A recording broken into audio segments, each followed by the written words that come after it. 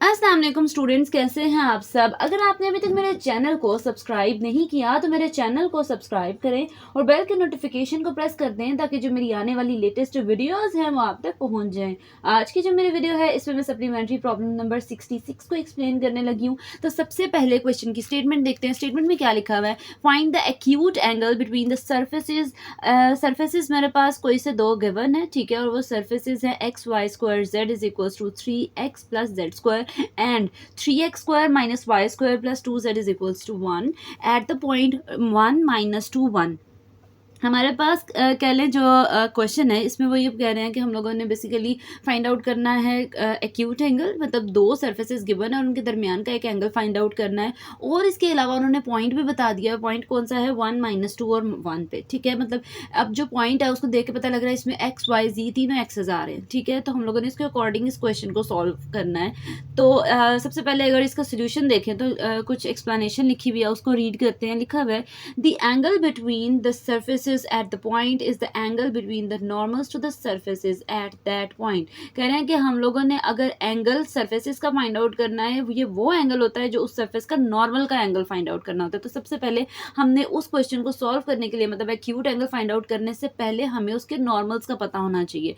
तो नॉर्मल किस तरह से फाइंड आउट करते हैं, लिखा हुआ है नॉर्मल टू द सर्फेस। पहले सर्फेस को उसने 5 1 का नेम दे दिया और उसमें हमारे पास एक्स वाई जी तीनों पॉइंट्स आ रहे हैं, मतलब तीनों एक्सिस के अकॉर्डिंग है, वो हम लोगों ने लिख दिया। उसके बाद देखिए जो मेरे पास फर्स्ट सरफेस है वो है x y square z is equal to 3x plus z square, ठीक है। तो हम लोगों ने क्या करना है, ये एक्स स्क्वायर जेड जो है इस साइड पे प्लस हो रहा है, दूसरी साइड पे शिफ्ट हो जाएगा तो माइनस आ जाएगा, बाकी values as it is equal to 0, ठीक है।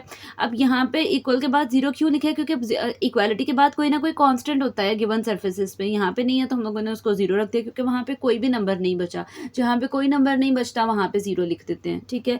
आगे लिखा हुआ है इज। अब इसके बाद हम लोगों ने क्या करना है, ये जो मेरे पास 5 1 है उसका डेल ऑपरेटर अप्लाई करना है, ठीक है। जब मैं उस पर डेल ऑपरेटर अप्लाई करूंगी तो अप्लाई करने के बाद मैंने क्या करना है, partial over partial x i cap plus partial over partial y j cap plus partial over partial z k cap उसकी वैल्यू है, और उसके साथ जो मेरे पास 5 1 है वो लिख देना है सरफेस। फिर हम लोगों ने नेक्स्ट स्टेप में क्या करना है कि इसको सेपरेटली इन तीनों टर्म्स के साथ लिख देना है और इसकी पार्शियली डिफरेंशिएशन करनी है विद रिस्पेक्ट टू एक्स। जब मैं एक्स के रिस्पेक्ट से पार्शियली डिफरेंशिएट करूंगी तो मेरे पास एक तरफ क्या आ जाएगा, 3x है तो खाली 3 आ जाएगा, माइनस वाई स्क्वायर और z आ जाएगा, x की जगह 1 आ जाएगा, जो कि 1 लिखा नहीं जाता, और साथ आई कैप आ जाएगा। सिमिलरली हम लोगों ने y के रिस्पेक्ट से करना है तो यहाँ पे -2 y x y z आ जाएगा, साथ जे कैप आ जाएगा। और फिर z के रिस्पेक्ट से करना है तो यहाँ पे 1 आ जाएगा, माइनस एक्स वाई स्क्वायर आ जाएगा, प्लस z स्क्वायर है तो पावर पहले मतलब 2 पहले पावर में से 1 माइनस कर दे, 2 माइनस 1 1 हो जाएगा, जो कि लिखा पावर 1 लिखी नहीं जाती, खाली z आ जाएगा। और साथ अंदर वाली चीज़ का अगर डेरिवेटिव ले तो z का डेरिवेटिव लो, पार्शियली डिफरेंशिएट करो तो वो 1 आता है, तो हमारे पास 2z आ जाएगा और साथ के कैप आ जाएगा। सेकेंड स्टेप में क्या करना है हम लोगों ने, ये जो माइनस है प्लस माइनस माइनस क्या हो जाएगा, और ये ब्रैकेट्स कोशिश करनी है ख़त्म करें। ब्रैकेट्स खत्म करने के बाद हम लोगों ने पॉइंट पुट कर देना है, जो गिवन पॉइंट है वो पॉइंट पुट कर देना है, ठीक है। तो हमने पॉइंट पुट कर दिया, लिखना है next eight the point. Point put कर दिया, पुट करने के बाद उसको सिंप्लीफाई करना है, और सिंप्लीफाई करने के बाद ये जो मैंने हाईलाइट किया है ब्लू मार्कर से, ये आपका फाइनल आंसर आया है। 3 में से माइनस कर दे 4 तो -1 आता है, -1 लिखा, खाली 1 लिखा नहीं जाएगा, खाली माइनस आई कैप आ जाएगा, प्लस 4 जे कैप। फिर नेक्स्ट में क्या करना है, -4 प्लस 2 करें तो -2 के कैप आ जाएगा, और ये मेरे पास जो फर्स्ट नॉर्मल है 5 1 वो आंसर आ गया। सेम हम लोगों ने सेकंड नॉर्मल भी इसी सेकेंड जो हम लोगों ने फाइंड आउट करना है 5 2, उसको लेट कर देना है, एक्स वाई जी सेम वैसे ही करना है, सरफेस लिख देना है। सरफेस अब इक्वालिटी के बाद यहाँ पे 1 था तो हम लोगों ने उसको लिखना है, ठीक है। उसके बाद इस del again del operator apply करेंगे और 5 2 की वैल्यू लिखेंगे, उसको सेपरेटली मल्टीप्लाई करेंगे, मतलब सेम स्टेप्स हैं, ठीक है। तो फिर हम लोगों ने इसको लिखने के बाद इसको पार्शियली डिफरेंशिएट करना है।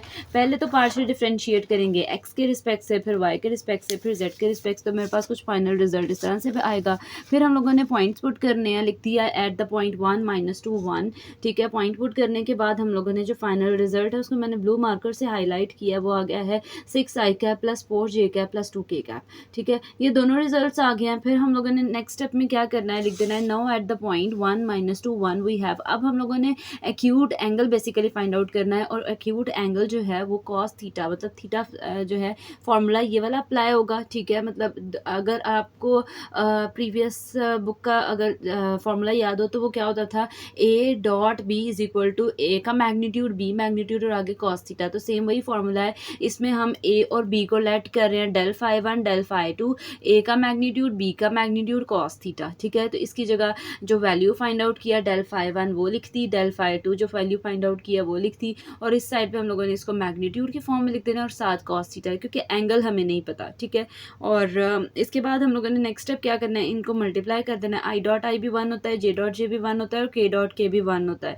तो हमने -1 को मल्टीप्लाई करेंगे 6 के साथ तो -6 आ जाएगा, 4 मल्टीप्लाई बाय 4 करें 16 आ जाएगा, -2 मल्टीप्लाई बाय 2 करें तो -4 आ जाएगा, ठीक है। और उसके बाद जब मैंने स्क्वायर रूट अप्लाई कर दिए हैं, फिर उसके बाद यहाँ पे देखें जब मैंने मैग्नीट्यूड लिए हैं तो मैग्नीट्यूड का मीनिंग ये है कि स्क्वायर रूट लिखना है ऊपर और तीनों टर्म्स का स्क्वायर ले लेना है। जब मैं स्क्वायर लूँगी एक्सपैंड करूँगी तो क्या आएगा, -1 का स्क्वायर लें तो +1 हो जाता है, 4 का स्क्वायर लें 16 आएगा, -2 का स्क्वायर लें +4 हो जाएगा, फिर 6 का स्क्वायर 36 प्लस 4 का स्क्वायर लें 16 प्लस 2 का स्क्वायर लें 4 और साथ कॉस थीटा आ गया। फिर हम लोगों ने सम अप किया है तो मेरे पास कुछ इस तरह से फाइनल रिजल्ट बना है, 6 is equals to square root 21 square root 56 cos theta. अब ये दो टर्म्स इधर मल्टीप्लाई हो रही हैं, दूसरी साइड पे शिफ्ट होंगी तो डिवाइड हो जाएंगी। डिवाइड होने के बाद मेरे पास जो टर्म बनेगी वो कुछ इस तरह से बनेगी, ठीक है। उसके बाद बुक वाला आंसर लाने के लिए जो मेरे पास स्क्वायर रूट में के साथ 56 लिखा हुआ था उसको मैंने उसका एलसीएम लिया है, ठीक है, और पेयर्स बनाया है। तो मेरे पास जो 2 का स्क्वायर है ये स्क्वायर रूट से कैंसिल आउट होकर बाहर चल जाएगा और स्क्वायर रूट 14 अंदर ही रह जाएगा। 2 1 टाइम 2 2 3 टाइम 6, ठीक है। तो 3 ऊपर रह जाएगा और नीचे स्क्वायर रूट 21 और साथ स्क्वायर रूट 14 आ जाएगा। अब यहाँ पे कॉस थीटा है, कॉस दूसरी साइड पे शिफ्ट करेंगे तो कॉस इनवर्स हो जाएगा। आपके बुक पे जो आंसर्स लिखे हुए हैं वो आर्क और साथ कॉस लिखा हुआ है, उसका भी मीनिंग इनवर्स ही होता है, ठीक है। मतलब हमारे पास इस तरह से वो हाइपरबोलिक सॉरी कह रही हूँ, इनवर्स फंक्शंस हैं तो उसको ARC से भी लिखा जा सकता है, ठीक है, और इस तरह से इनवर्स भी लिखा है। दोनों पॉसिबिलिटीज़ हैं, आपकी चॉइस है, तो उनमें से कुछ भी लिख सकते हैं। फिर सिर्फ इसकी पोजीशन चेंज कर दिया, थीटा इधर पहले लिख दिया, ये टर्म बाद में लिख दिया। एक ये आंसर बुक पे लिखा हुआ है। फिर उन्होंने फर्दर सिंप्लीफाई किया। अगर आप कैलकुलेटर पे 3 डिवाइडेड बाय स्क्वायर रूट 21 और साथ लिखें स्क्वायर रूट 14 तो आपको आंसर आएगा स्क्वायर रूट मतलब विदाउट पॉइंट्स अगर आप देखें तो मेरे पास आंसर आता है स्क्वायर रूट 6 डिवाइड बाय 14। एक ये आंसर लिखा हुआ है, ये भी आ गया, ये भी आ गया। हम कुछ कोशिश करेंगे सारे आंसर्स लेकर आए। फिर उसके बाद अगर स्क्वायर रूट 6 को डिवाइड कर दो 14 पे तो मेरे पास जो पॉइंट्स में आंसर आता है वो ये आता है, ठीक है। फिर हम लोगों ने शिफ्ट कैलकुलेटर पे क्या करना है, शिफ्ट कॉस, ठीक है, और साथ ये वैल्यू लिखनी है। तो मेरे पास जो फाइनल रिजल्ट बनेगा वो बनेगा 79.923 और सो ऑन चलता जाएगा। तो हमने 79 डिग्री था उसको सेपरेट कर दिया और बाकी जो पॉइंट वाली टर्म थी उसको भी डिग्रीज के साथ सेपरेट कर दिया।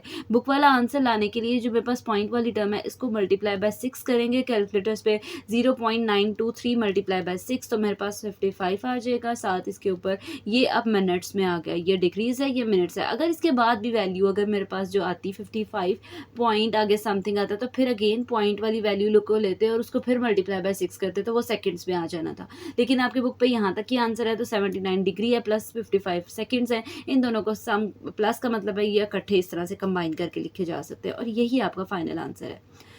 ये थी जी आज की मेरी वीडियो। होपफुली आपको मेरी वीडियो अच्छी लगी होगी। अगर आपको मेरी वीडियो अच्छी लगे तो वीडियो को लाइक करें और सब्सक्राइब करना मत भूलेगा। तो इंशाल्लाह जो नेक्स्ट वीडियो होगी वो फर्दर सप्लीमेंट्री प्रॉब्लम से रिलेटेड होगी। तो तब तक के लिए अल्लाह हाफिज़।